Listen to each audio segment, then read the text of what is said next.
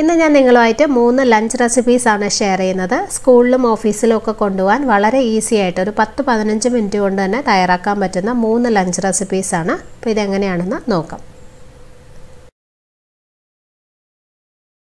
അപ്പോൾ green peas പുലാവിനായിട്ട് ഞാനിവിടെ ഒരു 1/4 കപ്പ് ഗ്രീൻ പീസ് വേവിച്ച് വെച്ചിട്ടുണ്ട്. ഗ്രീൻ പീസ് വെള്ളത്തിൽ കുതിർത്തതിന് ശേഷം പ്രഷർ കുക്കറിലിട്ട് വേവിച്ച് വെച്ചിരിക്കുന്നതാണ്. നിങ്ങൾക്ക് രാവിലെ സ്കൂളിൽ കുട്ടികൾക്ക് കൊടുത്തുവിടാനോ അല്ലെങ്കിൽ ഓഫീസിൽ കൊണ്ടുപോകാനോ ഒക്കെ തയ്യാറാക്കാനാണെങ്കിൽ ഗ്രീൻ പീസ് തലേ ദിവസം തന്നെ വേവിച്ച് വെച്ചാൽ രാവിലെ ഈസി ആയിരിക്കും. ചോറൊക്കെ വേവിച്ച് മിക്സ് ചെയ്ത് എടുത്താൽ മാത്രം മതി. ഇനി ഒരു പാനിലേക്ക് കുറച്ച് നെയ്യ് ഒഴിക്കുക. 2 ടീസ്പൂൺ നെയ്യ് ചേർത്തിട്ടുണ്ട്. നെയ്യ് ചൂടാകുമ്പോൾ ഒരു ചെറിയ കഷ്ണം പട്ട, 5 ഏലക്ക, 5 ഗ്രാമ്പൂ ചേർക്കുക. ഇനി ഇതിലേക്ക് 1/2 ടീസ്പൂൺ ഇഞ്ചി ചെറുതായിട്ട് അരിഞ്ഞത് ഇട്ട് കൊടുക്കാം. ഇഞ്ചി കുട്ടികൾക്ക് ഇഷ്ടമില്ല എന്നുണ്ടെങ്കിൽ ഒഴിവാക്കാം കേട്ടോ. ഇഞ്ചി ഇല്ലാതെയും ഇതുണ്ടാക്കാം. ഇനി ഒരു ചെറിയ ക്യാരറ്റ് ചെറുതായിട്ട് അരിഞ്ഞത് ഇട്ട് കൊടുക്കാം. കുറച്ച് ഉണക്കമുന്തിരിങ്ങയും ചേർക്കാം. ഉണക്കമുന്തിരിങ്ങ ഇഷ്ടമില്ലെങ്കിൽ ഒഴിവാക്കാം. പക്ഷേ ഇടയ്ക്ക് ഇങ്ങനെ ഒരു മധുരം കഴിക്കുമ്പോൾ നല്ല ടേസ്റ്റിയാണ്.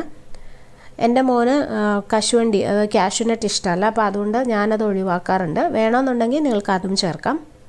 അപ്പോൾ ഇതൊന്ന് വഴറ്റാം. ഇനി ഇതിൽ കുറച്ച് ഉപ്പിട്ട് കൊടുക്കുക. ക്യാരറ്റിന് ആവശ്യമുള്ള ഉപ്പ് മാത്രം ഇട്ടാൽ മതി. അപ്പോൾ ഒന്ന് മിക്സ് ചെയ്തിട്ട് നമുക്കിത് കുറച്ച് നേരം ഒന്ന് അടച്ചു വെച്ച് വേവിക്കാം. ഏറ്റവും ചെറിയ തീയിൽ വെക്കണേ, കാരണം നമ്മൾ ഒട്ടും വെള്ളം ചേർത്തിട്ടില്ലല്ലോ. അപ്പോൾ തീ കൂട്ടി വെക്കരുത്. ഏറ്റവും ചെറിയ തീയിൽ ഒരു 5 മിനിറ്റ് ഒന്ന് അടച്ചു വെച്ച് വേവിക്കുമ്പം ക്യാരറ്റ് നല്ല സോഫ്റ്റായിട്ട് വെന്ത് കിട്ടണം. അപ്പോൾ ഇത് അടച്ചു വയ്ക്കാം. ക്യാരറ്റ് ഇപ്പോൾ നന്നായിട്ട് വെന്തിട്ടുണ്ട്, നല്ല സോഫ്റ്റ് ആയിട്ടുണ്ട്. ഇതിനകത്തേക്ക് ഗ്രീൻ പീസ് വേവിച്ചത് ഇട്ട് കൊടുക്കാം. ഒന്ന് മിക്സ് ചെയ്യാം. ഇനി 2.5 കപ്പ് ബാസ്മതി റൈസ് ഉപ്പിട്ട് വേവിച്ച് വെച്ചിട്ടുണ്ടായിരുന്നു, അത് ചേർക്കാം. നമ്മൾ സാധാരണ ഫ്രൈഡ് റൈസിനൊക്കെ വേവിക്കില്ലേ, അതുപോലെ തന്നെ വേവിച്ചെടുത്തതാണ്. ഇനി കുട്ടികൾക്ക് ചിലപ്പം ചോറ് കുറച്ചും കൂടി വേവുന്നതായിരിക്കും ഇഷ്ടം. അങ്ങനെയാണെങ്കിൽ അതിനനുസരിച്ച് കുറച്ചും കൂടി വേവിച്ചെടുക്കാം. അപ്പോൾ അത് നിങ്ങൾ അഡ്ജസ്റ്റ് ചെയ്ത് ചെയ്യണം. ഇത് നന്നായിട്ട് മിക്സ് ചെയ്ത് എടുക്കണം.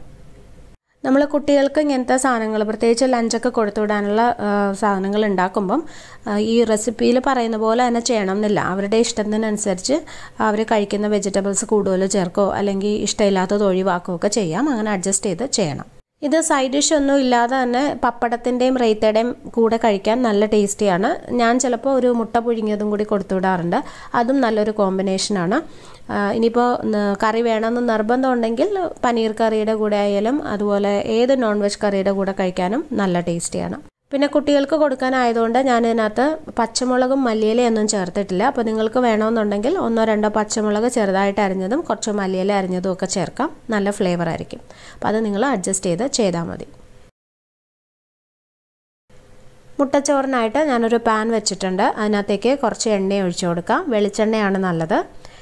എണ്ണ ചൂടാകുമ്പോൾ 1/2 ടീസ്പൂൺ കടുക് ചേർക്കാം. കടുക് പൊട്ടുമ്പോൾ ഒരു ചെറിയ സവോളയുടെ പകുതി ചെറുതായിട്ട് അരിഞ്ഞത് ഇട്ട് കൊടുക്കാം. 1/2 ടീസ്പൂൺ ഇഞ്ചി ചെറുതായിട്ട് അരിഞ്ഞതും 1/2 ടീസ്പൂൺ തന്നെ വെളുത്തുള്ളി ചെറുതായിട്ട് അരിഞ്ഞതും ഇടാം. ഒരു പച്ചമുളക് അരിഞ്ഞതിടാം.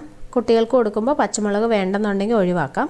ഇത് കുറച്ചൊന്ന് വഴറ്റിയെടുക്കാം. സവോള ചെറുതായിട്ടൊന്ന് മൂത്ത് വരണം. ഇതിൽ കുറച്ച് കറിവേപ്പിലയും കൂടി ചേർക്കുവാണ്. ഇപ്പോൾ സവോള ഒന്ന് മൂത്ത് തുടങ്ങിയിട്ടുണ്ട്. ഇതിൽ 1/4 ടീസ്പൂൺ മഞ്ഞൾപ്പൊടിയും 1/2 ടീസ്പൂൺ ഗരം മസാല പൊടിയും ചേർക്കാം. പൊടികൾ ഒന്ന് മൂപ്പിച്ചെടുക്കാം. പൊടികൾ മൂത്ത് കഴിയുമ്പം ഒരു ചെറിയ തക്കാളിയുടെ പകുതി ചെറുതായിട്ട് അരിഞ്ഞത് ഇട്ട് കൊടുക്കാം. ഇതൊന്ന് മിക്സ് ചെയ്തതിന് ശേഷം കുറച്ച് നേരം ഒന്ന് അടച്ചു വെച്ച് വേവിക്കണം. അപ്പോൾ ഒരു ടേബിൾ സ്പൂൺ വെള്ളം ഒഴിച്ചിട്ട് 1-2 മിനിറ്റ് ഒന്ന് അടച്ചു വെച്ച് വേവിക്കാം. തക്കാളി നന്നായിട്ട് വെന്ത് സോഫ്റ്റായി വരണം. ഇപ്പോൾ തക്കാളി നന്നായിട്ട് വെന്തുടഞ്ഞിട്ടുണ്ട്. ഇതിലേക്ക് 2 മുട്ട പൊട്ടിച്ചൊഴിക്കാം. ഇതിൽ ആവശ്യത്തിനുള്ള ഉപ്പിട്ട് കൊടുക്കാം. ഞാനിതിൽ ആവശ്യത്തിന് ഉപ്പിട്ടിട്ടുണ്ട് കേട്ടോ. എൻ്റെ ക്യാമറ ഇടയ്ക്ക് നിന്ന് പോയി. അപ്പോൾ നന്നായിട്ട് മിക്സ് ചെയ്ത് ചിക്കിയെടുക്കാം.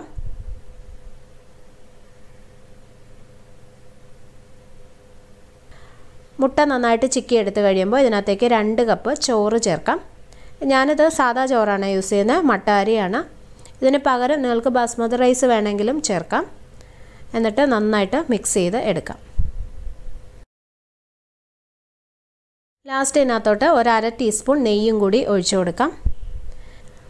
ഒന്ന് മിക്സ് ചെയ്യാം. ഉപ്പ് നോക്കിയിട്ട് കുറവാണെന്ന് തോന്നുവാണെങ്കിൽ ഈ സമയത്ത് വേണമെങ്കിലും ചേർക്കാം. അപ്പോൾ ഞാൻ കുറച്ചും കൂടി ഉപ്പ് ഇതിനകത്ത് ചേർത്തിട്ടുണ്ട്. എന്നിട്ട് നന്നായിട്ട് മിക്സ് ചെയ്യാം.